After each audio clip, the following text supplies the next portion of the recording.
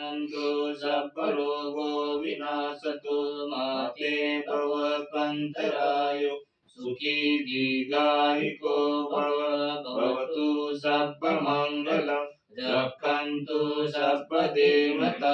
सर्वबुद्धानुभावेन सदा सोत्ति भवन्तु ते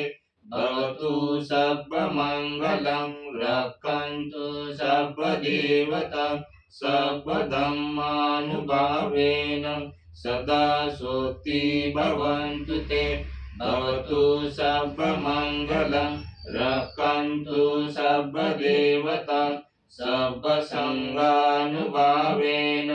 सदा सोत्ति भवन्तु ते अभिवादनशीलेश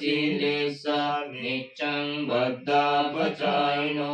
चत्तारो धम्मा वर्धन्ति आयुवन्नो सुखं भवन्ति। साधु साधु साधु बुद्धं